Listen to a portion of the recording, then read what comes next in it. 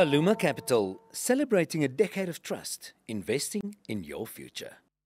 Dis tyd vir volgens krantbesprekings en Andries Cornelissen sluit volgend by ons aan. Goeiemôre Andries. Môre Jennifer, oompie. Meneer Cornelissen. Andries, ons begin in die buiteland. Wat gebeur daar in Amerika? Ja, dit was nie 3 goeie dae in Los Angeles nie.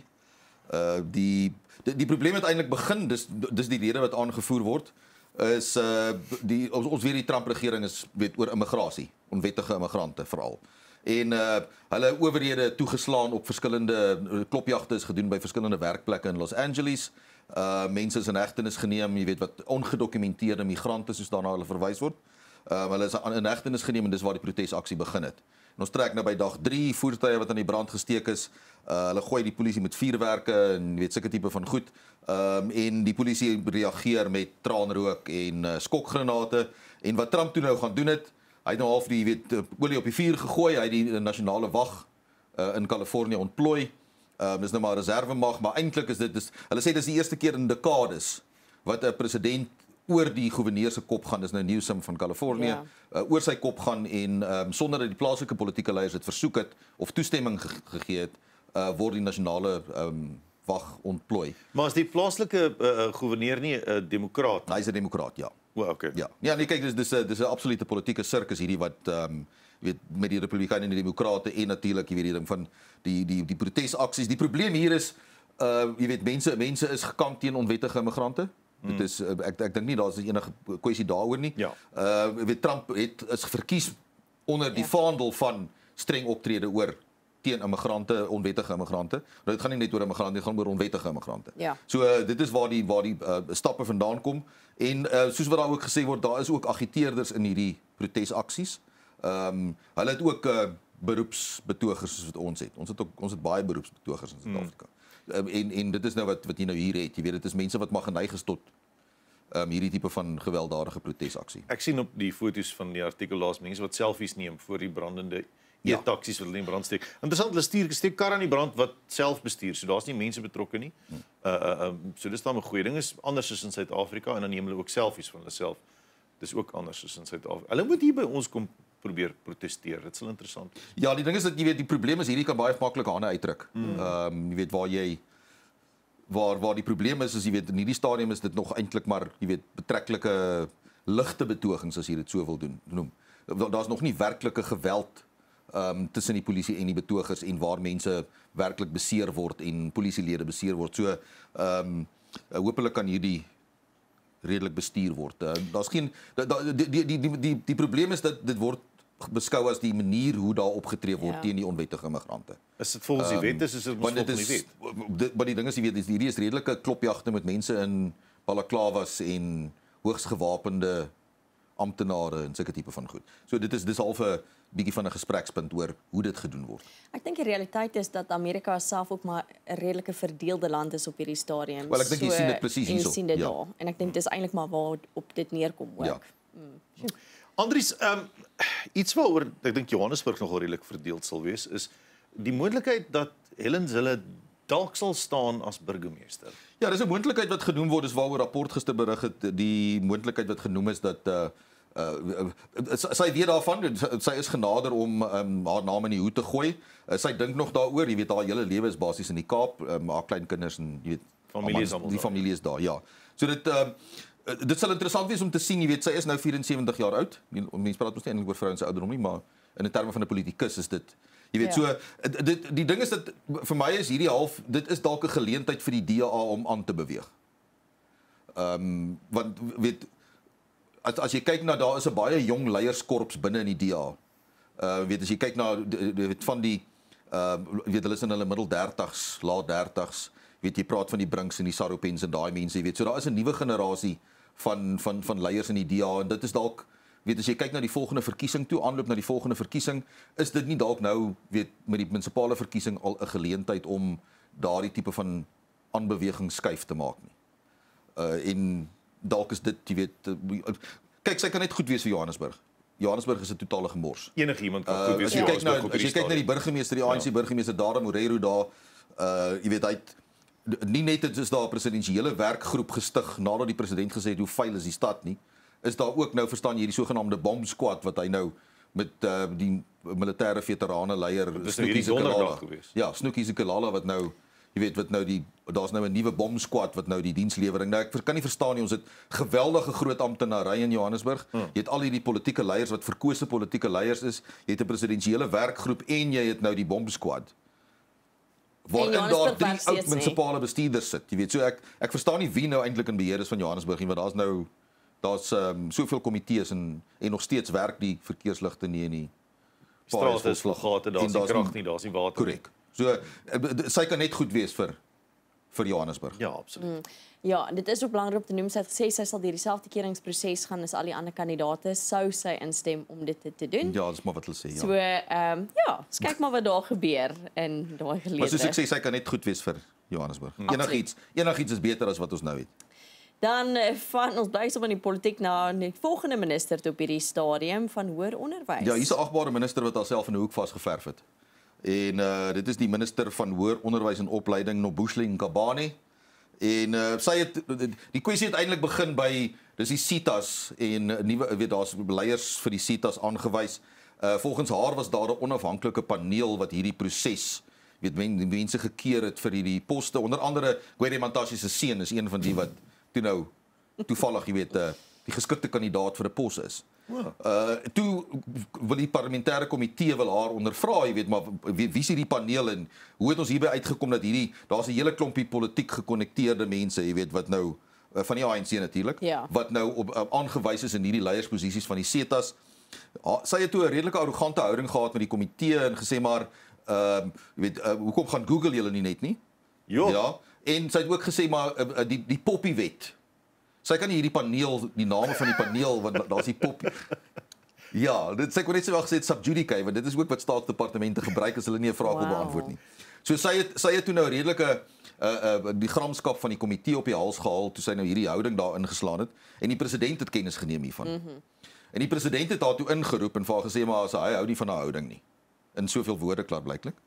En sy moet hy verwag 'n verslag van haar oor wie was hierdie paneel en wat was die kriteria, wat het hulle aanbeveel, jy weet, en hy wil nou dit weet. Nou die probleem is dit word gesuggereer dat daar was nie so 'n paneel nie.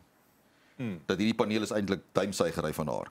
So kom ons kyk wat gebeur met die agbare Ngabane want sy mag dalk binnekort geherontplooi word elders. Net na 'n ander departement toe. Net om iets anders te gaan aanjaag elders, ja. Sy het dalk nie die verkeerde woorde gebruik soos Batoy nou sê sy gedoen het. Dis problematies want ons het nie gehoor uit die nasionale vervolgingsgesag se hoof Shamila Batoy dat dit is die verkeerde woord wat sy gebruik het. Hierdie is die minister se verduideliking. En dit is wat my 'n bietjie ongemaklik maak. Dis 'n Sunday Times berig van gister. Batoy het beweer of haar insinuasie was dat die nasionale vervolgingsgesag is geïnfiltreer deur vervolgers, aanklaers wat saamwerk met misdadigers of misdaadsyndikaate. En die minister het toe kennis geneem hiervan, minister Mamoloko Kubayi, en sy het toe nou vir Batoy ingeroep. Hulle het Vrydag 'n vergadering gehad en volgens die minister het Batoy verduidelik dat sy die verkeerde woord gebruik. Dit was nie infiltrasie was die verkeerde woord om te gebruik. Wat sy eintlik bedoel is daar word beweringe gemaak dat in van die sake is daar aanklaers wat saam met byvoorbeeld hulle geld vat van prokureurs of advokate of wat ook al en of dat hulle saam dat daar eintlik daar is aanklaers wat wat probeer om hoë profiel sake te saboteer. So nie geïnfiltreer nie, maar korrup. Korrek. Maar dit is nie die hele instelling nie. Onthou as jy infiltreer gebruik, is die insinuasie dat die hele instelling daarmee basies is die instelling geïnfiltreer. Ja.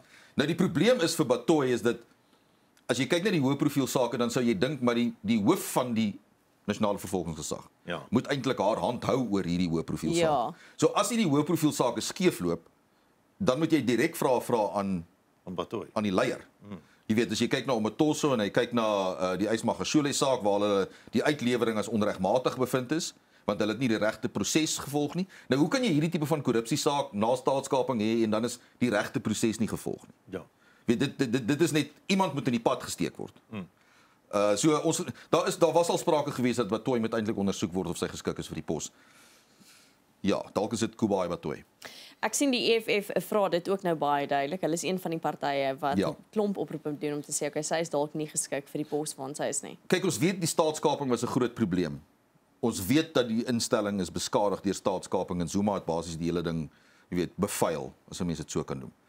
Maar die probleem is nou, hoe lank is sy nou in die pos en as ons nou kyk na hierdie hoë profiel sake spesifiek, dan is dit die goed waaroor sy moet die leiersels daar vashou.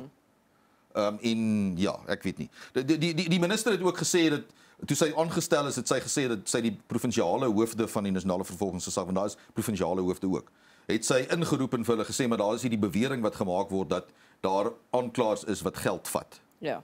En sy het toe gesê maar daar moet leefstyl audits gedoen word. Nou daar word nie gesê hoe ver hierdie proses geloop het nie, want ons wil almal audit vir hulle leefstyle, maar dit gebeur nie in die praktyk nie. Want dit is hoe jy vasstel of iemand bates het wat nie verklaar is nie en leef hulle binne hulle vermoëns, soos ons agbare adjunk president. Andries se seun sterf toe 'n 12-jarige hom tref met 'n motor.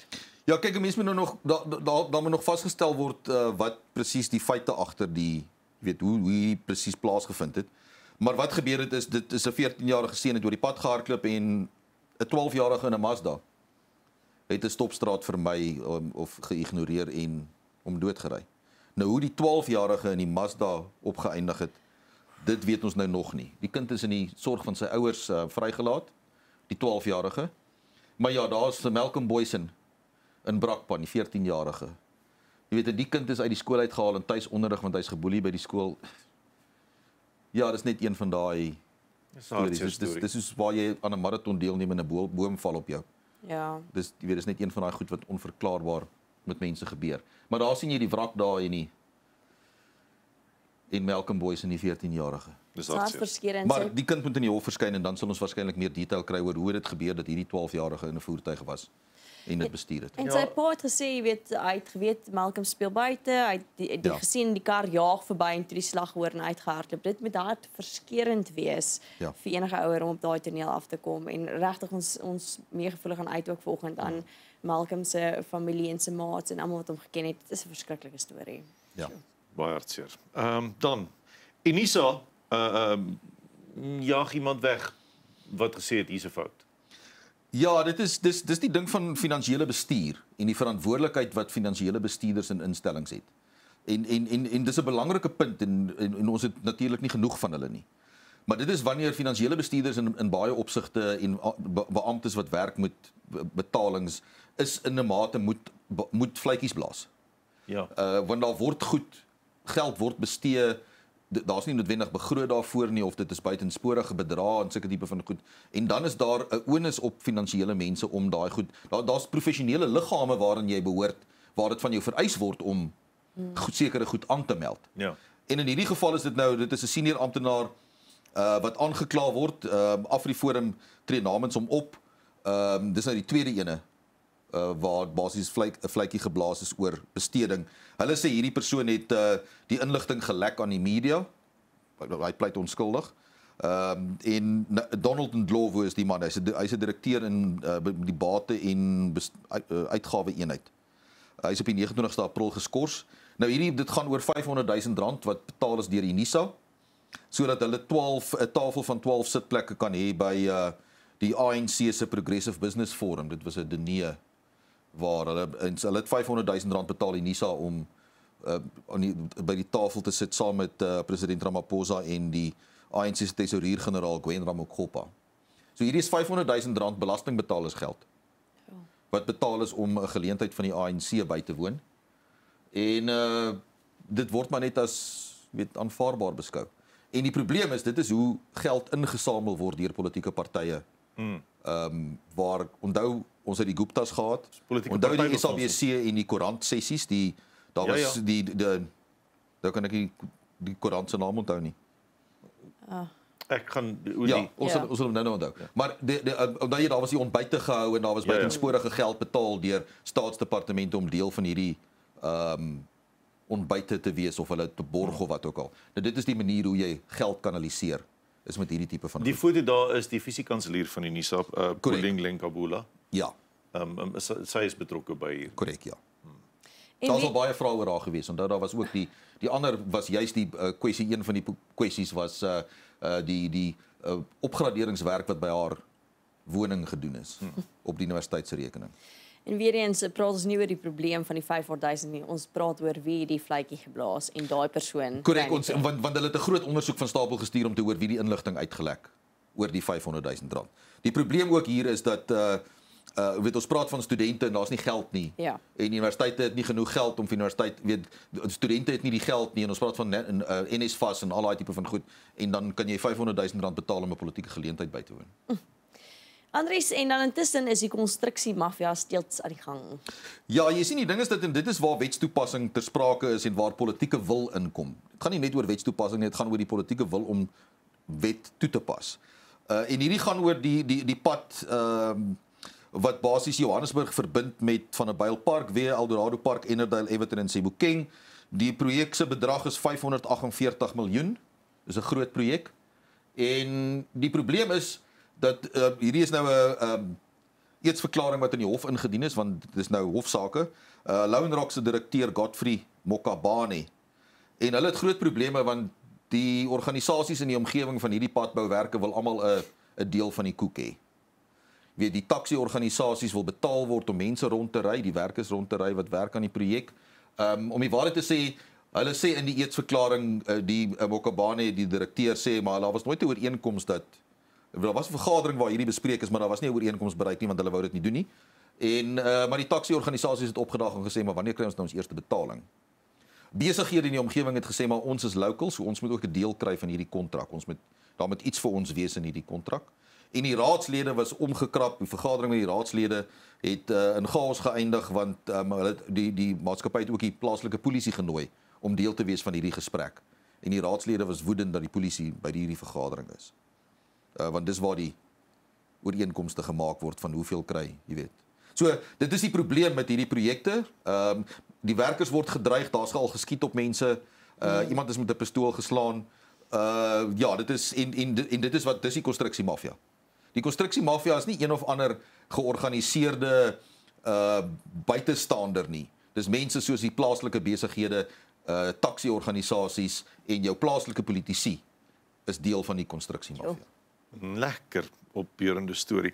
Dan kom ons praat bietjie oor iets wat nou vir my nog minder hoop gee. Die weermag kry nie eens reg om gestorwe soldate se name op die regte plekke te sit as hulle gedenk op tekens. Ja, dit is net een van daardie berigte. Dit is ook 'n rapportberig van gister en dis nou 'n gedenkplate wat aangepas is. Onthou, ons het nou die DRK sterftes gehad en daar's spesifieke gedenk tekens vir waarop die name verskyn.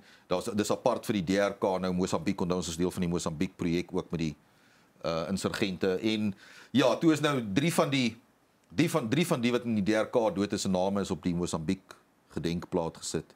Die weermag sê daar was 'n bietjie van 'n verwarring en die verskaffer het dit waarskynlik verkeerd, maar hulle gaan dit regstel. Maar hulle sê nie wie dit is wat die inligting aan die verskaffer verskaf het. Nee. Maar die name mense se argument sal wees in baie van opsigte is maar die name is mos nou daar, jy weet, maar hulle is nie op die regte plek nie. Jy gee jou lewe vir en dit is die manier hoe jy disrespek toon teenoor weet gewone soldate wat dis amper asof hulle nie belangstel nie. Dis amper asof dit nie moeite werd is om enigstens aandag te gee aan mense wat gesterf het vir hulle land nie. My probleem hiermee is dat dit 'n baie eenvoudige ding om te bestuur. Ja.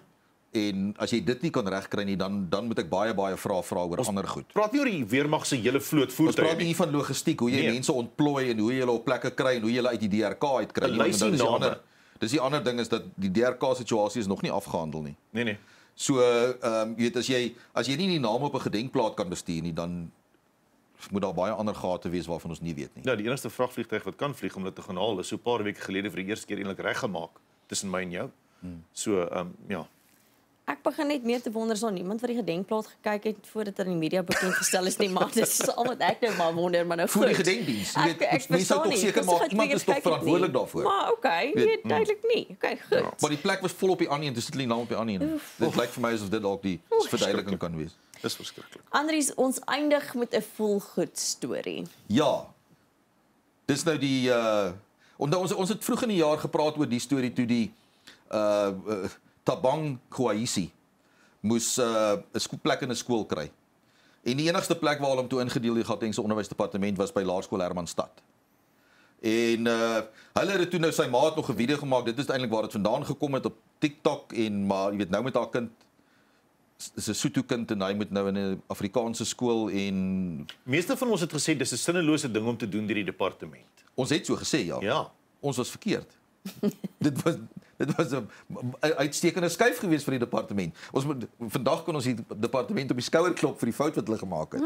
So hulle het toe nou die Gwahisies het toe nou hierdie ding omarm en hulle daar opgeëindig by Laerskool Hermanstad en hulle doen nou meer vir Afrikaans en die skool Laerskool Hermanstad en sy juffrou Jolandi David doen meer vir Afrikaans as baie van hierdie Afrikaanse organisasies wat mense probeer die hele tyd vertel hulle praat verkeerd of spel verkeerd of wat ook al.